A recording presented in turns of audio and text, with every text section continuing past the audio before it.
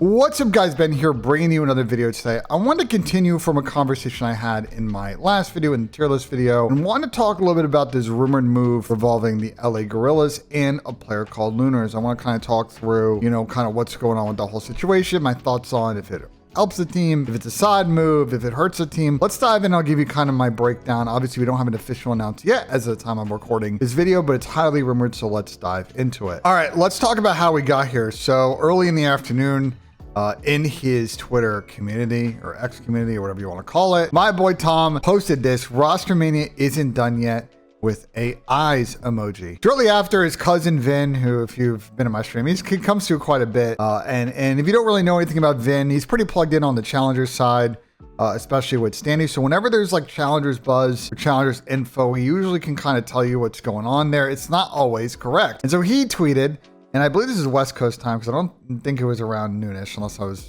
misremembering yesterday. He tweeted, "Lunarz to OpTic confirmed announcement shortly. Here we go." Now, I immediately saw this and thought, well, I don't really know if OpTic is picking up Lunarz. It doesn't really make sense to drop Ken for Lunarz. There's just a lot of moving pieces there about like leadership and roles and the pressure of putting him in that situation. And it just wouldn't be the right player if they're dropping Ken. We also got this as well. So it was pretty clear from CDC intel that, Lunarz is getting picked up by somebody, and they were saying reportedly LAG, which was then backed up by this Ronnie intel post a little bit later. The LAG Gorillas mates are targeting Noah Lunarz Wilcock in place of Preston Priestahh Grenier. So I don't know what Vinny was on about, but everyone I had talked to, and obviously Ronnie came out. We also got Jacob Hale coming out as well to sort of confirm that there's something going on there between LAG and Lunarz, that it looks like Lunarz was heading in that direction in place of Preston. Now, it really isn't and should not be a shock that LAG, Gorillas, I don't know how to call this team. Anyway, there's no shock that this team is thinking about a roster change. They are second to last points wise. They only have 20 on the season, and their respawn numbers aren't terrible, but this S&D stat, 4 and 11 in search is what's holding this team back. And there is no statistical category you're going to look at that looks pretty for this team. And I think the even crazier thing about this is they're only 4 and 6. They're only 4 wins, 6 losses in map 2s.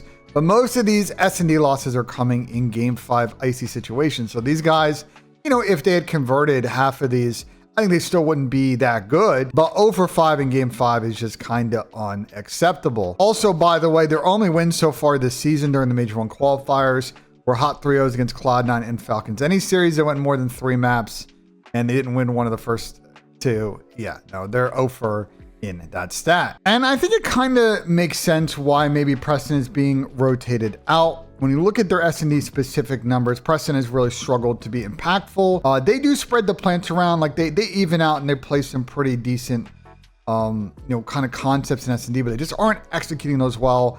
And it looks like Preston is a little bit iffy in that game, but from what we've seen, especially in the last couple of series. Like when you look at respawn, it kind of becomes clear that you sort of have a sky-shaped problem in this team as well. And Preston's stats are not as good as Caesar's in regards to respawn. So do I think Lunarz can help? Well, it's a bit of an interesting one because, talking to people around the league, the sense is that Lunarz isn't the world's fastest AR player. And so if the idea is to pick up someone who's maybe a little bit more confident in S&D, keep executing your current tactics, and then the wins will come around, then I guess it kind of makes sense if that's sort of the thought process. But it still relies on his team to execute S&D, and it's not just all on Preston. All 4 of these players struggled to really make the right decisions in the middle and the end of search rounds.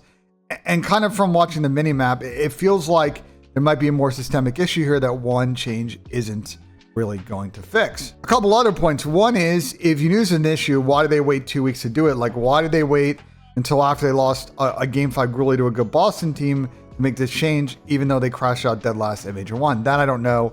Not really sure what they were thinking there. The other problem for these guys is their schedule to split is not easy. They got Vancouver and Miami this week, and Vancouver obviously playing very good, coming off a 2-0 week. In Miami, just got top 4. Cloud9 looked much better last week. They got FaZe and OpTic after the minor. Like, there is a uphill battle for this team to qualify for winners bracket or this split, and waiting until they went 0-1 to make a change seems pretty stupid to me. So I don't really think a lot of, if Lunarz comes in, I think Kiz and Lens are still going to run a sub.